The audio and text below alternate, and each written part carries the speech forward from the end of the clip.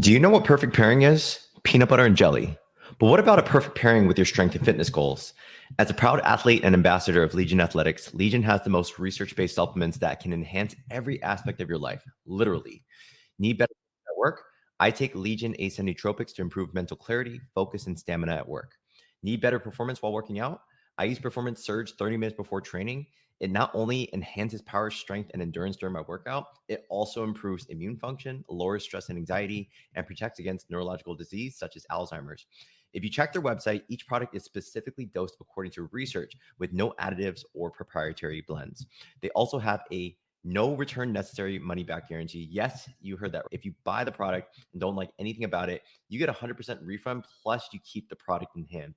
So for a limited Christmas holiday, you can save up to 40% at legionathletics.com only for this week. Again, it's a Christmas holiday. You save up to 40% during this week. Also, make sure to use code Dr. J at checkout for 20% off your entire order. That's DOCTORJAY, code Dr. J, where you won't just be supporting me, but supporting your overall health, wellness, and quality of life. I personally have never felt better, with more clear-minded at work, less stressed, and performing so much better during my training sessions. So go to legionathletics.com to get up to 40% off. Good for this week only, and use code Dr. J to snag your first Legion Athletic products today. All right. So welcome, guys, to the One Body, One Life podcast. Hi, I'm your host, Dr. Jason Wan, lifestyle physical therapist and strength coach. And ultimately, what I talk about in this podcast is I like to talk about longevity. I like to talk about mental and physical health. Obviously, I like to talk about anything health related so that you can live life more fully. I actually have the perfect person on this podcast today. And I'm just super excited because when I actually landed onto her page, I was absolutely floored. I was absolutely wowed by not just her demeanor, but the way that she carries herself. Very positive, but also just making sure that she always like prioritizes herself, her physical health. She seems like she personifies what taking care of you actually means. I know a lot of people, as they get older, they start to accept a life of whether it's like disability, old age, wrinkles, gray hair. So I'm just very excited because it's somebody that hopefully will inspire many people just to think differently about how to take care of themselves. Her name is Jin Cruce. I believe I'm saying that correctly. Yeah. Cruce. So Jin Cruce. And Jin, thank you for being here. I'd love to introduce you. And if you're okay introducing yourself, tell people a little about yourself, what you do, what kind of inspires you, and we'll go from there. Okay. Hi. Thank you so much for having me. My name is Jin Cruce. I am 56 years old. I'm a mother, wife, grandmother. I started my Instagram page after I transitioned into my gray hair. And afterwards, I decided, hey, you know what? If I can inspire other women who are on the fence about going gray or who's not really sure about going gray, I thought I could inspire them and let them know, hey, just because you're gray or because you're a certain age or in your 50s doesn't mean your life is over, because I felt this zest for life. And I just wanted everybody else, empower other women to feel, hey, your life isn't over just because you're 50 or just because you're gray hair.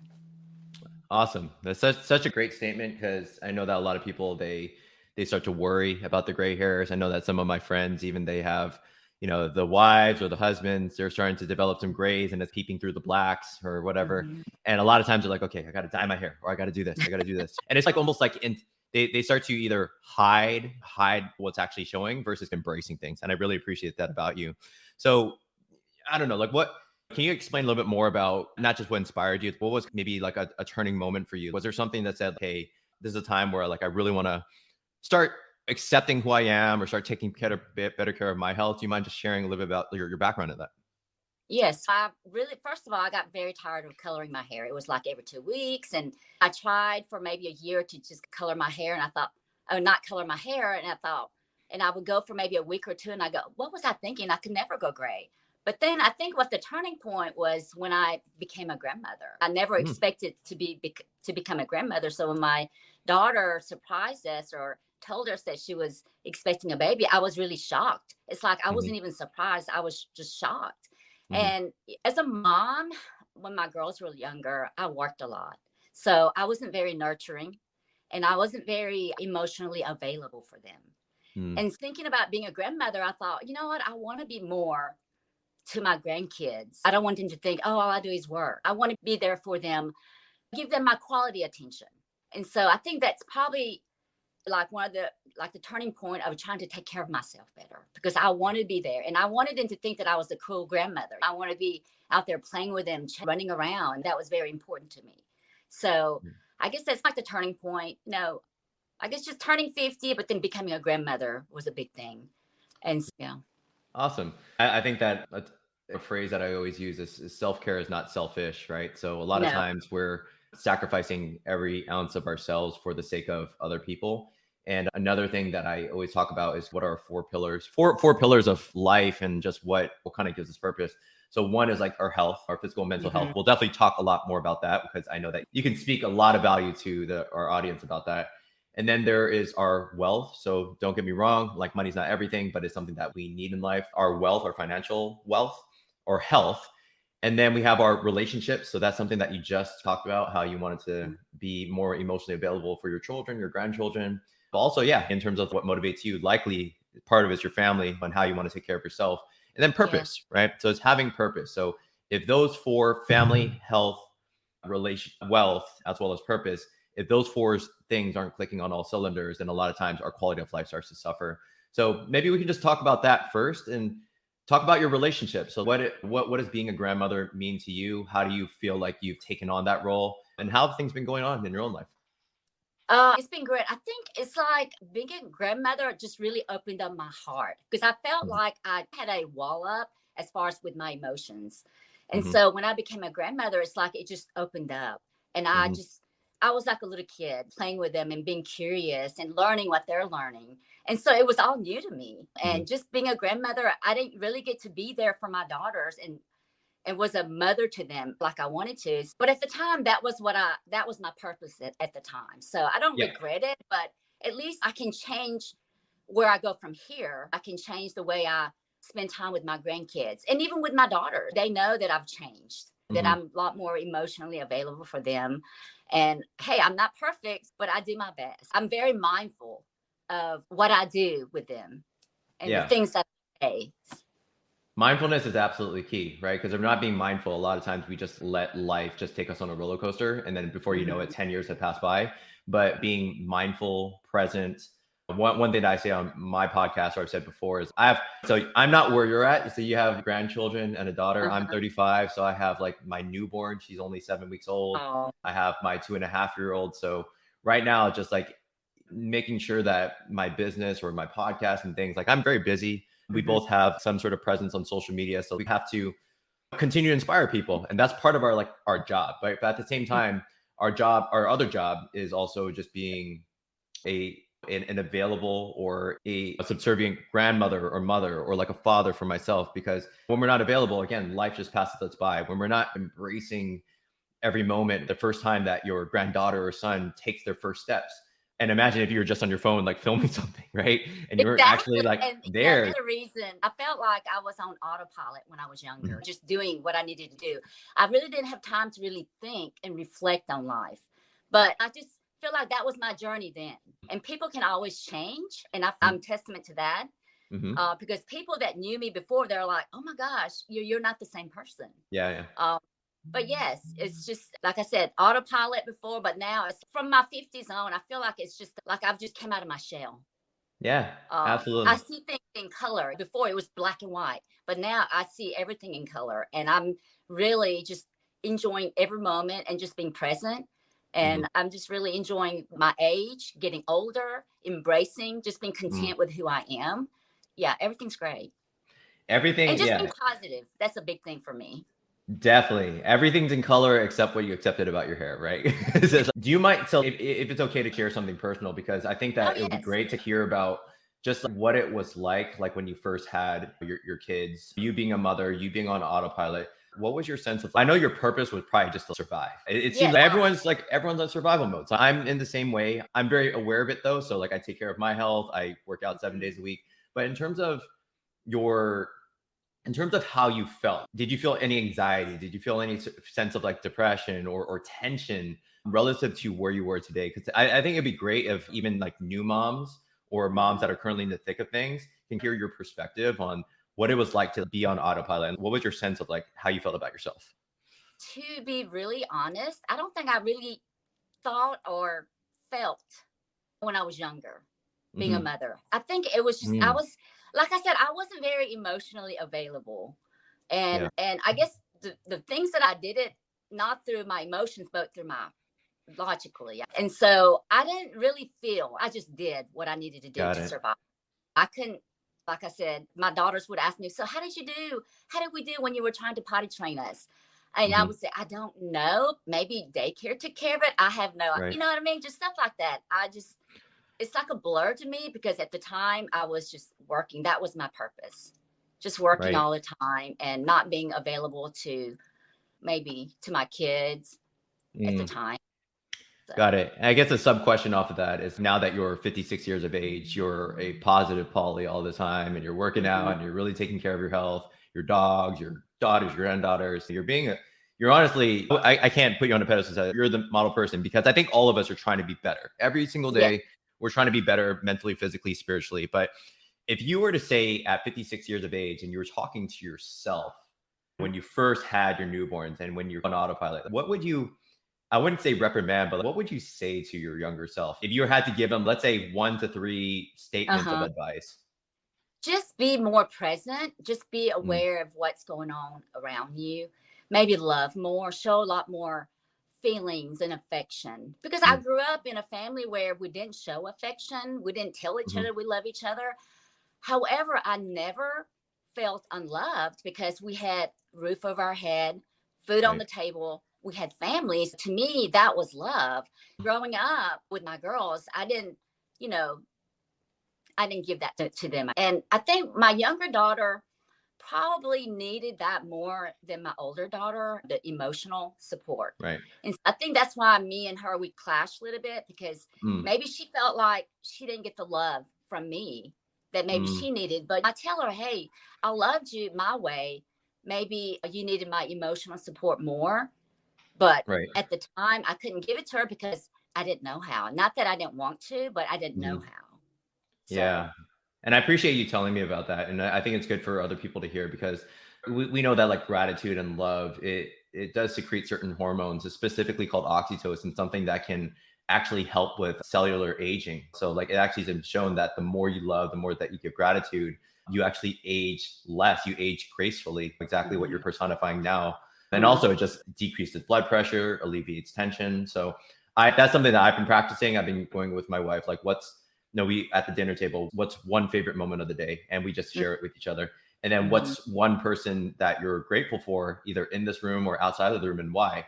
And the reason why is just because at the end of the day, no matter what went down that day, whether like my wife had a tough time breastfeeding, or let's say mhm, she's really stressed out because she got poor sleep, it's what can be grateful for? And I think that it's really good that you're telling your younger self and other people around mhm. to just be more present, to love more, to be grateful, to be present. Because again, if you want to age the right way, or even have a greater perception of time, because all of us have, we're all ticking time, Oh, is yes. is to enjoy life that much more when you're truly being present. I think that's what you're doing nowadays. Yeah.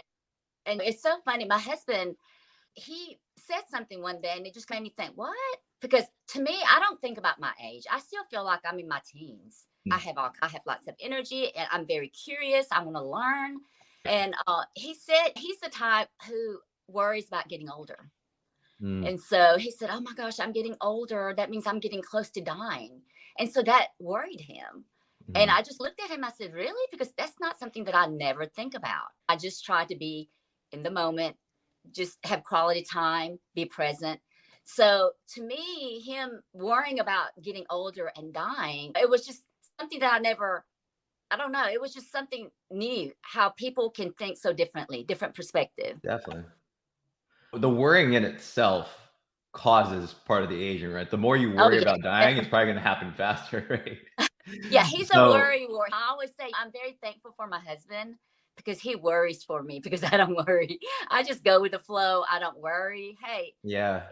if it happens, then we'll deal with it and go on. But I don't see things as a problem. I see it as a challenge and I try Mhm. to overcome it or take care of it. Yeah. I take some of that with you too. So like the way that I'm similar to you is I take on a challenge. Like I challenge my body physically. I challenge my body Mhm. mentally. I'm always trying to get better. I'm in the same boat as your husband though, that I've told my wife, I have one of my fears is dying early. And the reason why is Oh, just because my dad passed at in 2008. He died at 59. And so it was a really young oh, wow. age. And so one of my missions was to really inspire other parents and professionals, other people that are watching me to understand what the role, like how important it is to actually take care of your physical health. It almost instilled fear into me, but inspired my vision to help more people. Mhm. And my wife is very similar to you. She's just, if I were to die tomorrow, I lived a great life. And she just Yeah. has that sense of it's a privilege to live. I'm not worried about my fate, whatever it is, it happens. But what I can do is control every single day, be present every single day. So if let's say the worst were to happen tomorrow, I know that I had a good quality yesterday. Yes. That's how I see it too. Yeah, and that's awesome. I can definitely learn a little bit more about you or take some of your principles and instill into my life, which I appreciate. Let's go into like just some of the things that obviously with regards to people that are inspired by you, they're inspired for a reason. It's because Mhm. you obviously have the gray hair, which personifies you, but also like you really take care of your health in so many different ways. Do you mind just sharing what are maybe like the top 1 to 3 things that you say really that you really emphasize that you take care of, like your overall health, your wellness, your Mhm. quality of I life? mean, exercise, movement, of course, that's like number one priority. And then eating, I don't always eat healthy, but Mm-hmm. most of the time I try my best. And I Mm-hmm. guess now I'm a lot more mindful of what I put in my mouth. Certain things that I may not like, but I know it's better for me. So I might eat that. I'm just a lot more mindful of the things that I eat. So that's exercise. Food is very important because I think you are what you eat. It's very important that you really concentrate on what you're eating too. Healthy, more Mm-hmm. vegetables, fruit, lots of water. I used to drink Mountain Dews all the time when I was working before I came When out of you're my on shell. when you're on Yeah, autopilot. I drank 3 or 4 Mountain Dews a day just to give me energy to get me Right. going. I didn't always eat healthy. And even now, I'll still go through a drive through, go to a hamburger drive through and get me a hamburger and fries. Occasionally, I'll do that. It's about Sure. creating a balance too in your life. It's not being extreme one way or the other, but Mhm. just with your health and exercise and food, it's about finding that right balance, Yeah. which to me, when you do, you have less stress. Mhm. Yep. So I'll say exercise, eat, and I think sleep is so important. And even my sister tells me, I remember when I was even a teenager, there's 5 of us.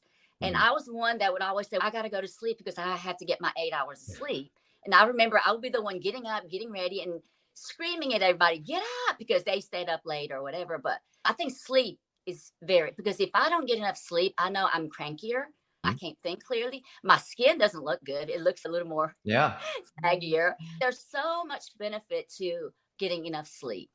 But Yeah. yeah. The recommended amount for sure is 7 to 9 hours. I've been pretty transparent myself about like the past 25 years of my life. I actually Mhm. used to pride myself on getting no sleep, but still being able to function through the day. And that was really bad. So I was staying up till 3 in the morning playing video games, wake up at 8 for Oh, school. And eventually it started to catch up. I started to notice my body just, it felt very tense. I was falling asleep at the road, which is not good. yeah. And the fact is, my wife is like you, which is within she prioritizes her sleep. Granted, can she do that with the newborn right now? She's struggling a little bit, but Uh, sleep I think super important, especially again if you want your skin to look better, if you want to perform yes. better with your Yeah. workouts, and if you want to feel less stressed and less moody throughout the day. I think that all of it really matters, and it comes down to sleep because what is our most important tool for recovery? Recovery from anything? Yeah. Sleep. Yeah. The nutrition side of things is great. So can like you live in Alabama, I believe, right? Yes. So in terms of that, I don't know if there's certain like foods that you absolutely prioritize. So like you do vegetables, you do fruits. What does your diet look like right now as far as like frequency? What sort of foods do you really prioritize and you make sure that you get in?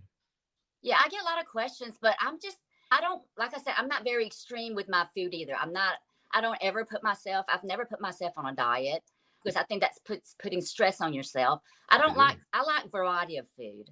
What Hmm. I like to do is eat three meals a day. Hmm. I have to have breakfast, I have to have lunch and supper, and I try to make it simple. Have Hmm. protein, good carb, and vegetables. Those 3 things that just make it simple, healthy. and try not to eat after maybe 6 o'clock. I don't like to eat past 7. That's important to me. So But hard to do with my I know. kids. It's like they wake, sometimes they wake up at like 5:30, 6 o'clock. And incorporating fruits, but trying to avoid any kind of processed foods, drinking lots of water. Like I said, I didn't do that before. It's never too late to change your habits. It may be hard at the beginning, but if you know what you want and you know what you have to do, then I think you can do it. It's a habit that you have to break. But yeah, like I said, it's a variety of food. I don't like to eat the same, how people will, what is it? Make certain foods for the rest of the day. And it's the same thing. I'm like, that would really be boring to me. I don't think I would like that because I like different things. I want to enjoy my food. Yes.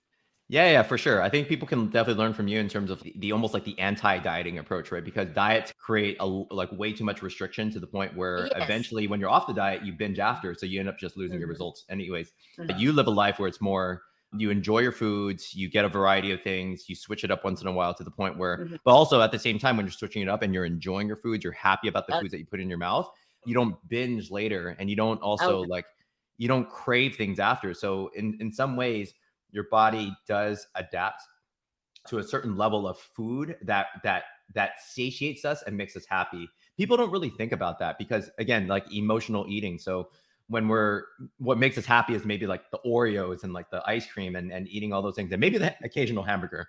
But when you're guilty about it, especially women tend to get guilty when they eat the chocolate, they eat the ice cream. But if you just give yourself grace and give yourself the unrelenting permission to have it when you want it, your body will in turn say to yourself, I don't need to because I'm not restricting myself to it, I don't need to crave it later. So therefore, again, it's all about that balance. Yeah, because when you put a restriction on what you can eat, then I feel like, to me, that's what I want to eat. If I tell myself don't eat that, then that's the food that I want to eat.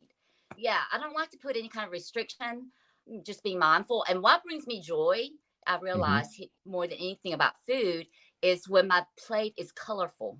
Nice. That brings me joy. Yes, because I know that I'm eating something healthy that's good for me, that's good for my body. Even at work, a lot of the girls will say, hey, this is what I made for supper last night. Here's a picture. And I'm like, but I don't see any color. Where's the color? And so now they said, whenever I cook, it's like they hear me say, where's the color? And so they incorporate some kind of greens or something. But yes, I love to eat. I love to make my plates very colorful. That brings me joy. Yeah. And obviously you maintain a sense of like good physical shape as well. So obviously the food that we eat, it's a product of the performance that we are with regards to exercise, right? Because if we're fueling our body with just cookies and ice cream all day and we're not prioritizing like protein and whole foods, then obviously we tend to either hurt ourselves in the gym. We tend to have really bad workouts. Yeah, totally. You feel it the next day. I don't have the energy. I don't have the strength sometimes if I don't, because it's not about what you eat then. It's about what you eat the day before that affects how you perform the next day. And so it's very important to me. I can tell that if I don't eat the day before, then my performance, it suffers. Yes. Yeah, absolutely. And I don't know if you read the book Intuitive Eating, but I like to blend the science. Like I like more of a westernized type of science approach. So my background as a doctor of physical therapy, also a strength coach, is really learning the science of what sorts of proteins are better than others, what sort of fruits are more important, what sort of type of micronutrients. But at the same time, there's a book called Intuitive Eating that's almost talks exactly to what you're saying, which is really finding happiness and fulfillment in what you eat and what you cook. And also, again, if you kind of are always looking at the numbers all the time, right? You're always looking at, let's say, calorie counting. I do a little bit of that, but at the same time, if you don't really enjoy your food and if you continue to restrict it, then again, you're just constantly on a 24/7 diet the rest of your life, where eventually 99% of people fail it, because eventually you go on vacation, you start to binge, but you can still enjoy your colorful foods on a cruise, on vacation, right? Because your diet really doesn't change on vacation. You don't let loose on vacation. The diet just stays consistent. And would you say that's accurate? Yes. And even if I have a bad day, say the day before I ate really bad, or say for breakfast, I ate something that was very bad for me, or went through a drive-through and got me a big biscuit with a sausage or whatever, then instead of being mad or being hard on myself, what I would do is, hey, you know what? This is what I had for breakfast. I need to do better the rest of the day. So that's the mindset that I have. If I eat something bad for lunch, I'll make sure that I eat something very healthy and light for dinner. That's how I think as far as eating. Instead of being hard on myself or binging, I just go, hey, you know what? It's okay because we're not perfect. We're all human. Yeah. So if I eat bad, then guess what? The next meal is going to be healthier. Yeah. So Yeah. And do you mind talking to those extremes? I have a perspective on that, but can you talk to those extremes of, let's say somebody ate like a buffet, right? They go crazy. And then all of a sudden they're like, they feel really guilty about it. And then all of a sudden they go on like this, like just like huge juice cleanse where they starve themselves. But you're different. Like let me make like little steps. Can you talk to the extremes of like what potentially a woman or a man, they tend to go through a lot of extremes. Men and women, they're looking at magazines all the time. These really big, these people that glorified bodies, which is not, it's not really realistic. It's photoshopped, but what can you say to those people that go through those extremes of like starvation and then binging, right? How would you, even though you're not really coaching them, but you inspire people, how would you tell somebody if they're doing that? I get that. My coworkers, I've got Mm-hmm. several. I know this one lady, she will go on crazy diets. Hey, all I'm eating is just fruits today. All I'm eating is just like liquid diet. And I'm like, no, don't do that. That is so bad for you. It's about eating a balanced meal and not skipping meals. I'm all about eating breakfast, lunch, and supper. I have to have Yep. it. And Yep. so I encourage them, look, if you don't eat, sometimes they'll come to work and not eat, and then they're like so hungry they'll end up binging on bag of chips or candy. And so I always try to tell them, no, don't go on those crazy extreme diets. It's bad. It's not good for you. It's about just eating 3 meals, healthy meals, and not skipping meals. So I try. There are several ladies that I work with who'll go on those diets, and I just try to encourage them. No, don't do it. It's not good for you. Mm-hmm. So The repercussions of starving yourself, especially on those liquid diets, it's like especially if you're trying to like, slave away at the cardio or do the exercise, man, your body absolutely suffers. Like you actually don't gain muscle. You lose a lot of muscle being on a liquid diet. Your skin starts to sag because you're not getting enough protein. And it's just so many things. Your skin starts to look different. You're showing up as like a half empty version of yourself going on those like really crazy diets. So I agree with you in terms of just having that balance. I'm also, again, my non-negotiables are breakfast, lunch, dinner. It's a non-negotiable for me. But at the same time, yeah, especially if I've eaten like a really large meal the day before, I will try to say, hey, I'm going to be a little bit more mindful of eating a lighter dinner just to maintain a good body weight, make sure my BMI doesn't go crazy. Yeah. And something else what I'll do is like if I had like for Thanksgiving, if we eat too much or something, I'll say, I'll tell my husband, hey, we need to go for a walk after we eat instead of just sitting around. I feel so much better if I could it doesn't have to be a fast walk. It could be 15 to 30 minutes, just slow walk around the neighborhood and you feel so much better.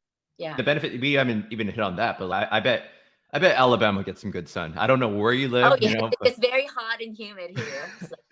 Yeah. Honestly, I'm a San Franciscan, so weather 50 to 65 degrees all year round is our norm. Oh, that's perfect. Yeah. Yes. And that's why people move to like the that. area, because it's not extremes, but there are benefits again of just even a 10 to 15-minute walk, albeit if it's sunny or super humid.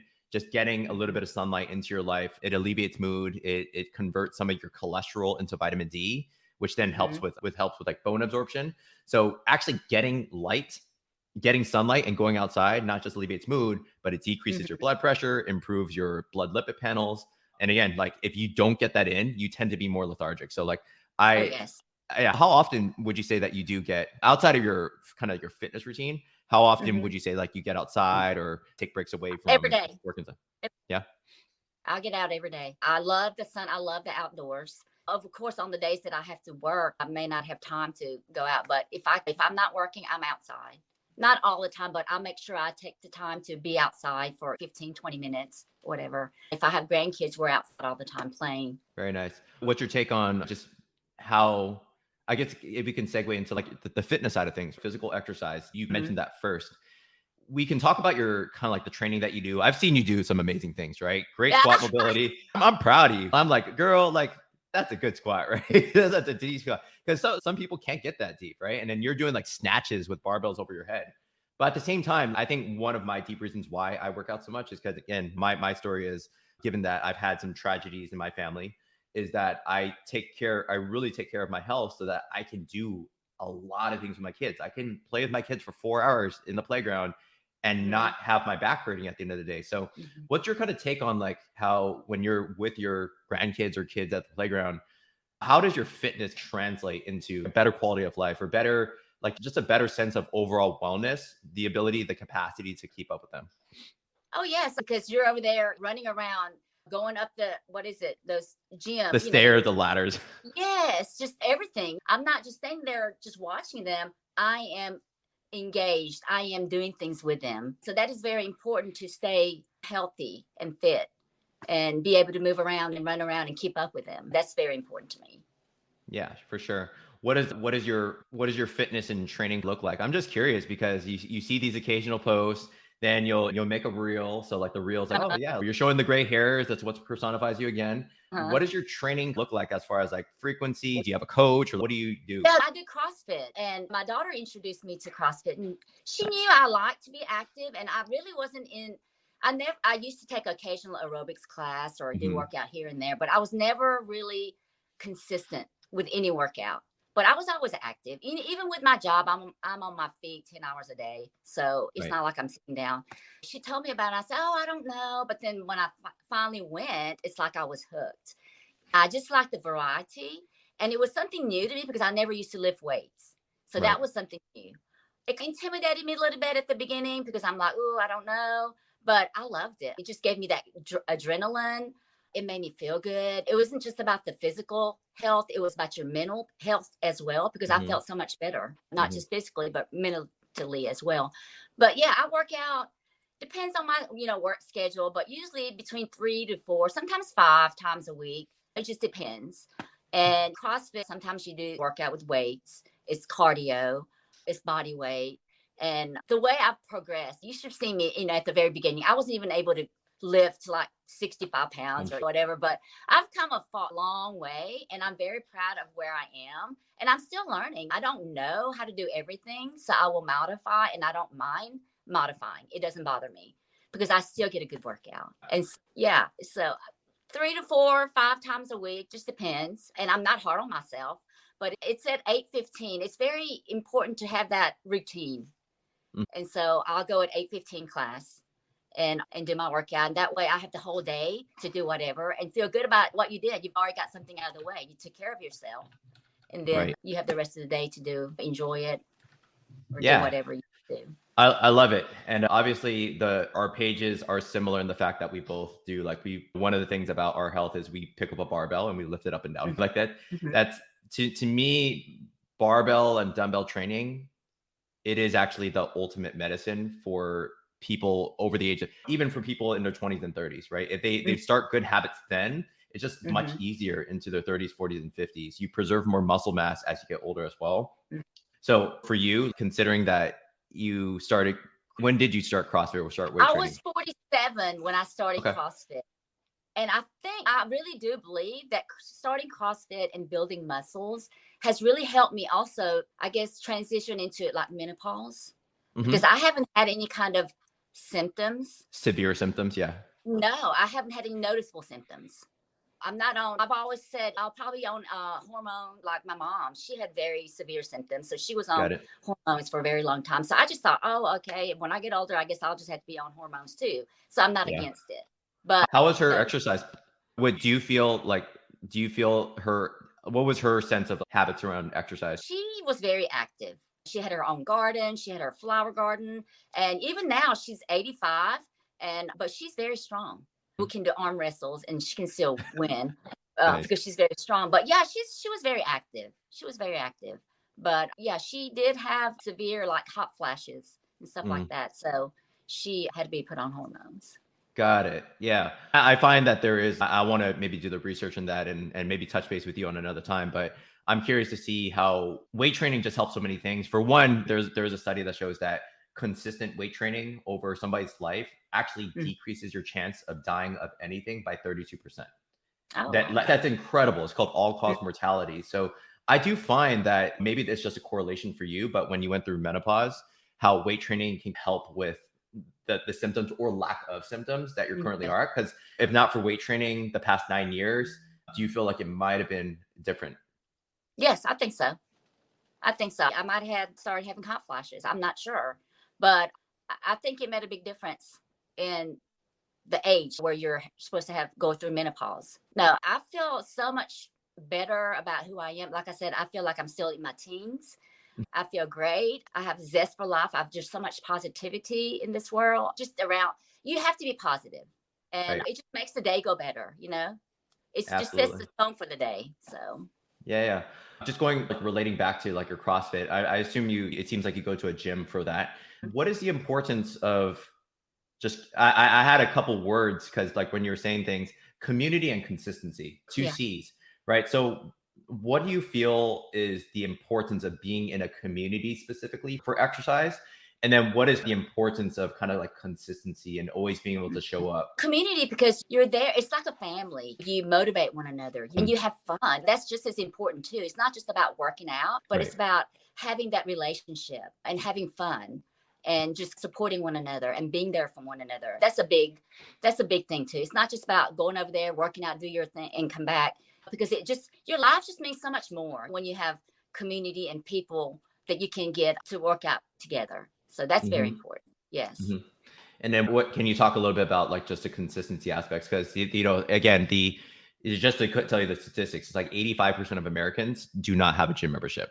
And then amongst the 15% that have gym membership, did you know that 50% actually don't use their gym membership, right? So they're just like paying whatever, $30 to $50 a month, but they're actually not even going. So they're just like Oh, yes. paying money I for the see gym. that a lot too. Consistency. And I think the reason that is very important, but I think what made it so much better for me, I only live like a mile from my gym.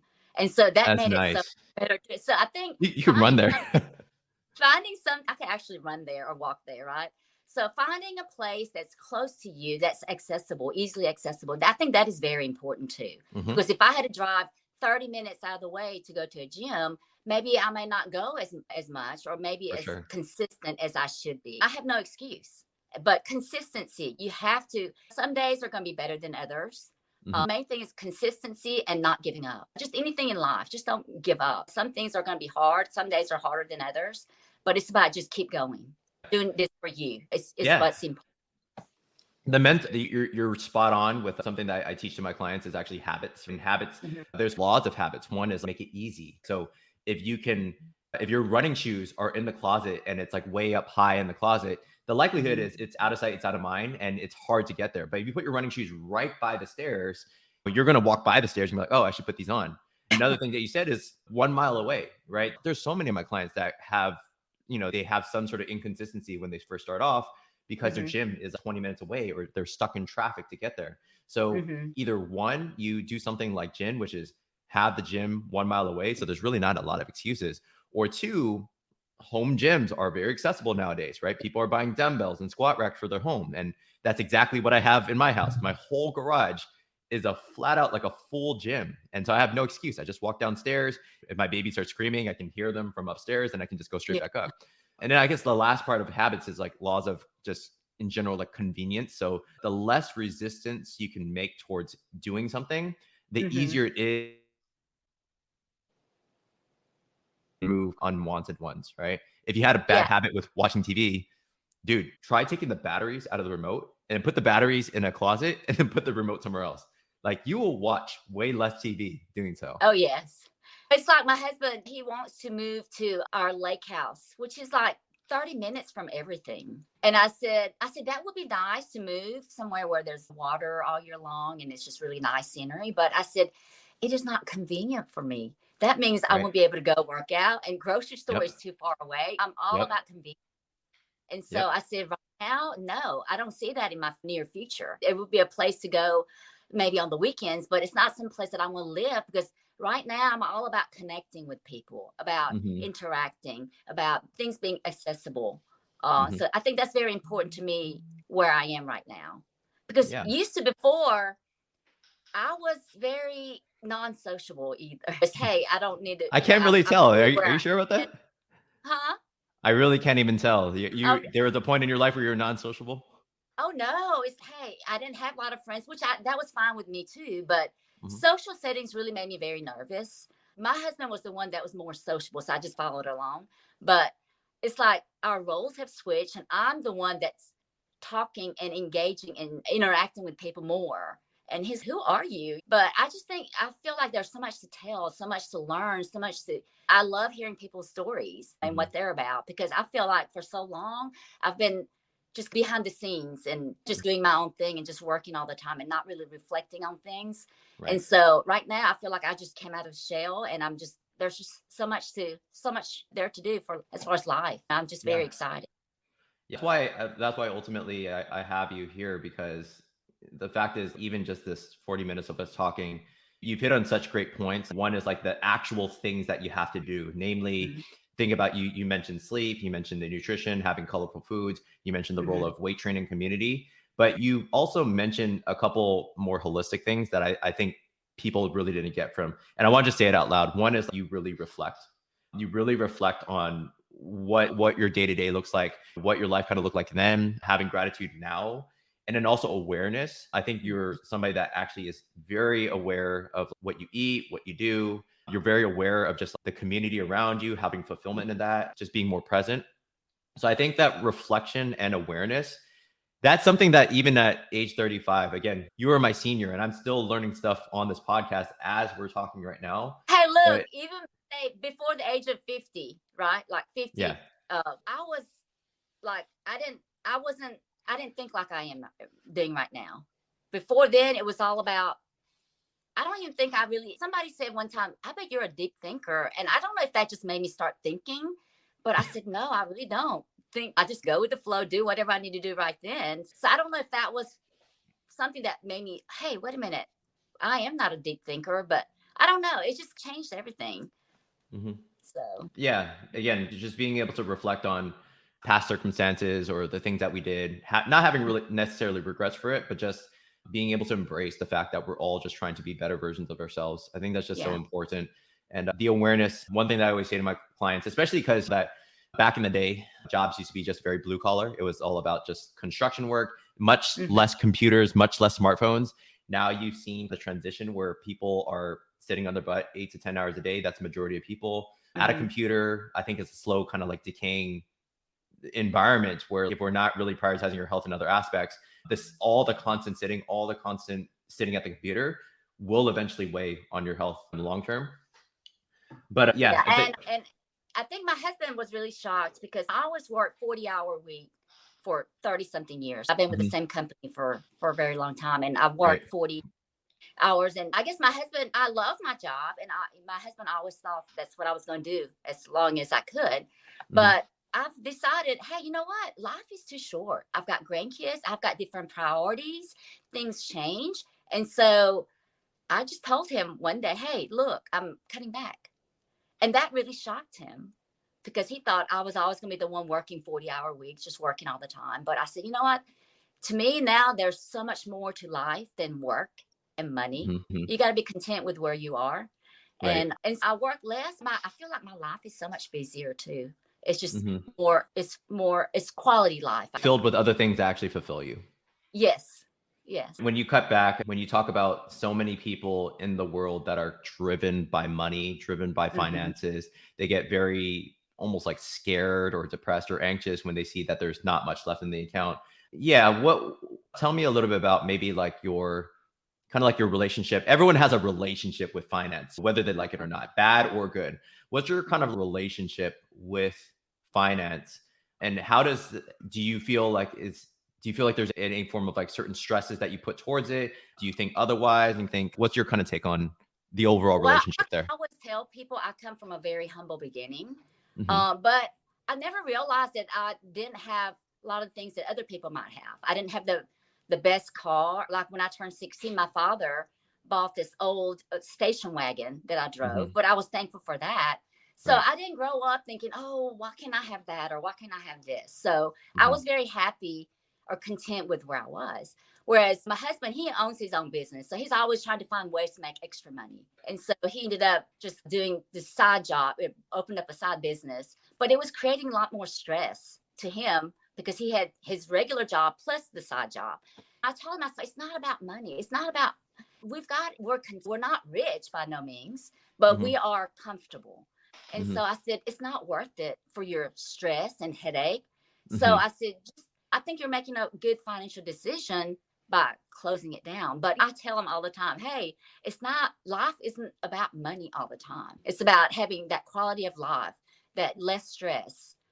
Yes, I think just because I grew up from a very humble beginning, I think, Sure. and I never felt like I lacked anything as far as material things. Mm-hmm. So I don't know. I'm not so driven by money. Yeah. Yeah, I'll tell you a little bit about my background too, just so people can get two kind of differing views. But I grew up in San Francisco, likely top 5 most expensive city in the world. My dad, I didn't really have humble beginnings. We actually had everything that we needed. I learned how to drive on a Mercedes Benz, and then my dad got me a Wow. new car. My dad got me a Uh-huh. new car. So for me, I didn't really worry that much about money. And even when I started my Flex with Dr. J, I was doing it for the purpose of I really wanted to inspire more people to be healthier. And there was a point where I was like, yes, I need to get the business off the ground. So I need to worry about the finances, right? Just to eventually build something. But then at some point, I started to take on a different perspective, exactly like you are, where why worry about money when there's nobody that's going to be on their deathbed being like, I wish I made that $1 million, right? You're going to be on your deathbed saying to yourself, did I spend enough time with family? Did I really be grateful for all the memories that I had? Also, at the same time, there's something called experiential spending versus I think it's called tangible spending. So tangible spending is basically where you really value the Louis Vuitton purse. You really value things that you can feel versus, again, spending that money going to Disneyland, going to Disney World, spending that money on seeing your grandkid eat ice cream for the first time. Yes. To me, when you're on your deathbed, are you really going to be like, man, I wish I bought more purses. I wish I bought that car.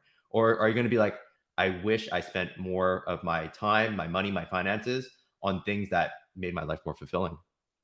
And so for me, that kind of gets me emotional in that sense, to be able to think why worry about finances when it's all about our quality of health, our life, our purpose. And that's what you're going to be thinking about when life eventually is over for all of us. What are you going to be thinking about? You're going to be thinking about family. You're going to be thinking about all the good times.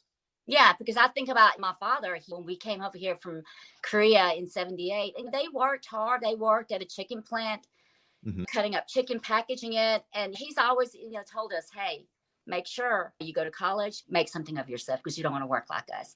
Right. But he loved movies. He loved James Bond movies. He loved action movies, but he worked all the time. And so that's something to think about. I wish, why didn't I take him to the movies? He didn't have to be many times, but at least once or twice, at least take him because he worked all the time. So yeah, and I don't know. Yeah, you think about the time that you didn't have with somebody. Yeah. And then I tell my husband too, look, you can't take that money with you when you die. So why worry about making extra money? We have enough.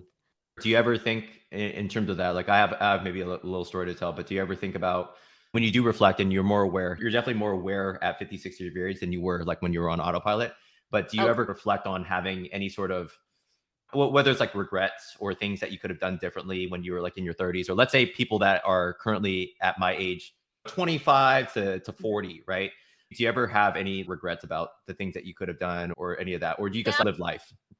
I've been asked that question. I've thought about it too. And I said, I don't have any regrets because at the time I was so focused on what I needed to do, work, make money, take care of family, that even if somebody did come to me and told me those things, I don't know if I would have taken that, if I would have accepted their advice. I don't know, because I think you have to be ready to accept people telling you, giving you advice. Right. But if you're not there, then they can say whatever they want to. But then if you're not ready to take it, then I don't know, would you really? But so, no, I don't have any regrets. I did say I have one regret. And it's because I was so busy. We didn't get to sit down as a family and eat together. Yeah. You will not believe this, but we used to eat out all the time. And I still do eat out a lot now. Sure. Because it's just me and my husband. But we make better choices. We make better choices. Yeah. So that's one thing that I wish that I had instilled healthier habits to my daughters. Just sit around eating together as a family.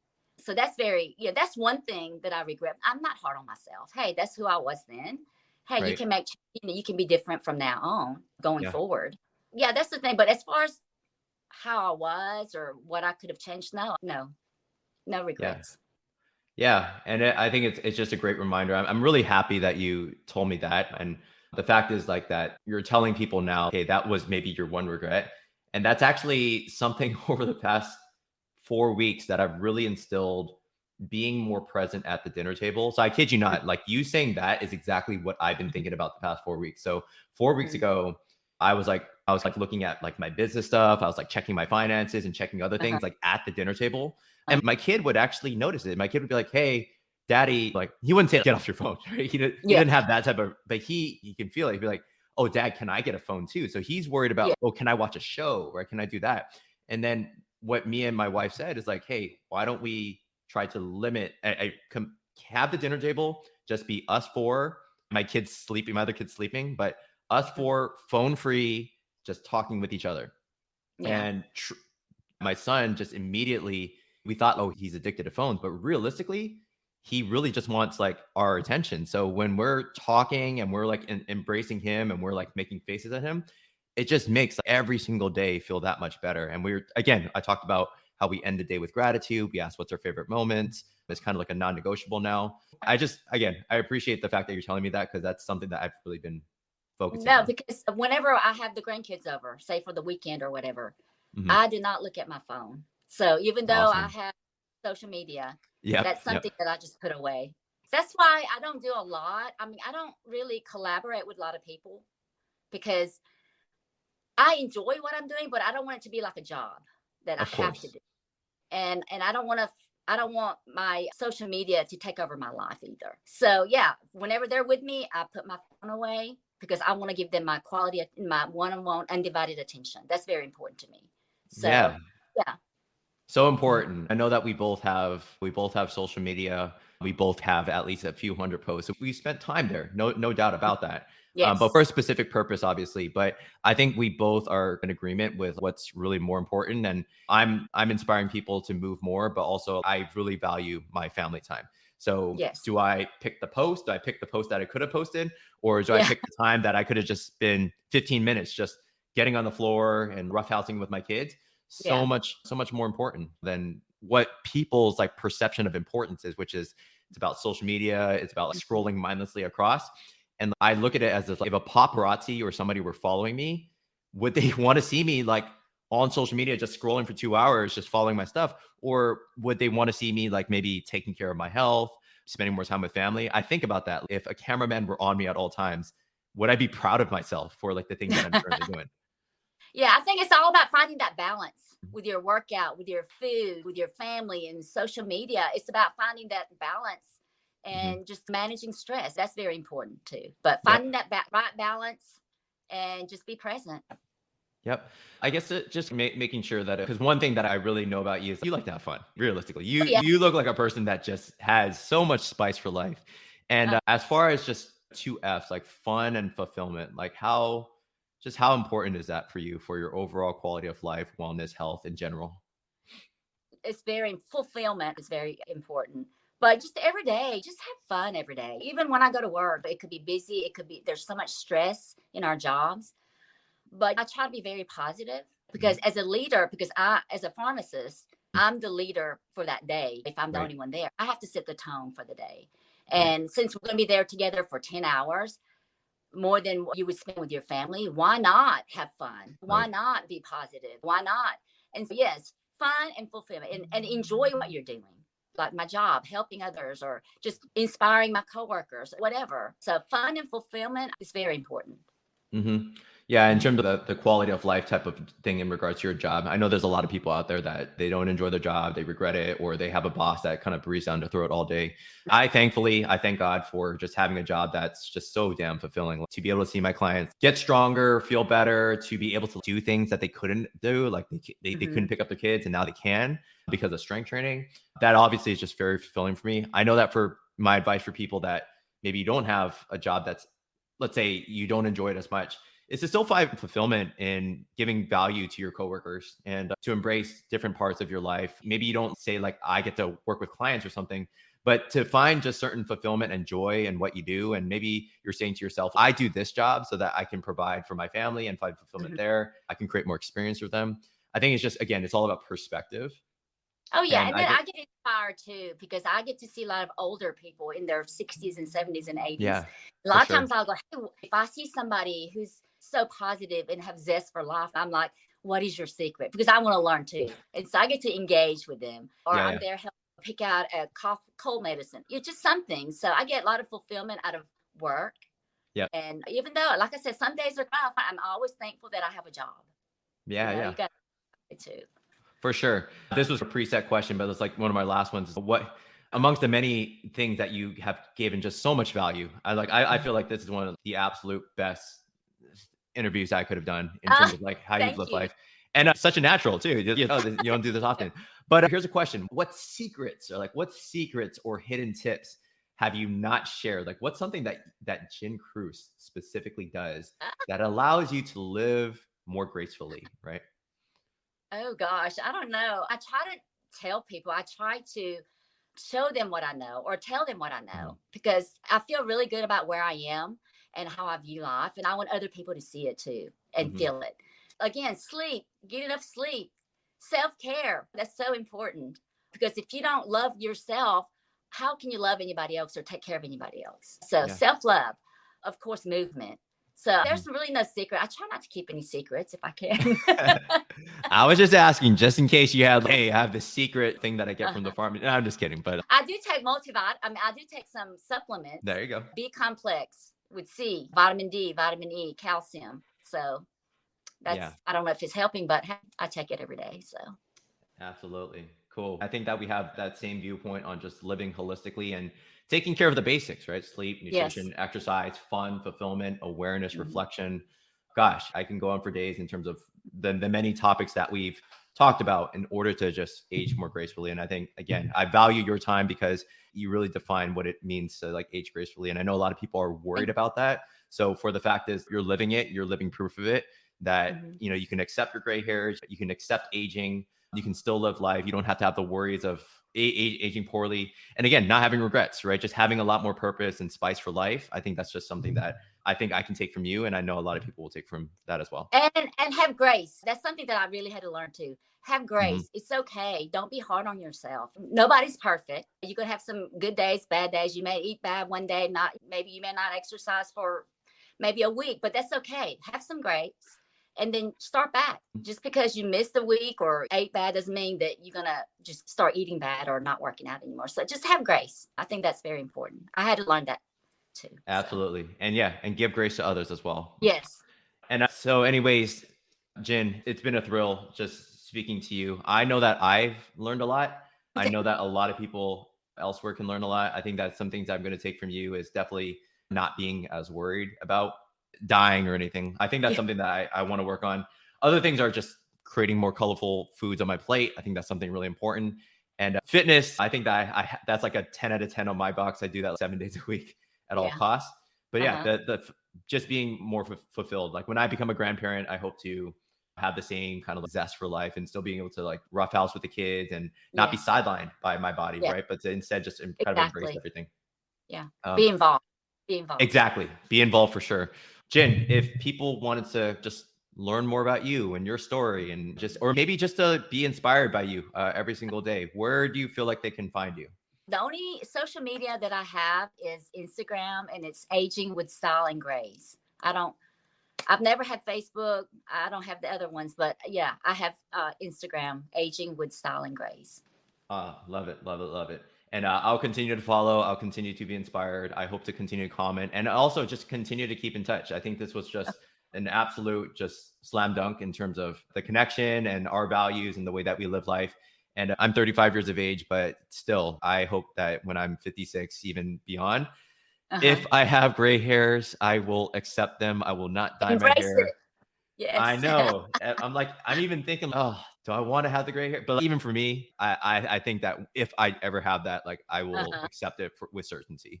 But again, I value your time, Jin, and I thank you so Thank you. much for sharing just everything that you are, everything that you've told our audience. And I hope again to just be keeping in touch, potentially do more episodes Definitely. in the future. But this was just an Yeah. awesome episode to do. Thank you so much. Thank you for having me. Yeah, absolutely. All right, guys, take care and have a beautiful rest of your day.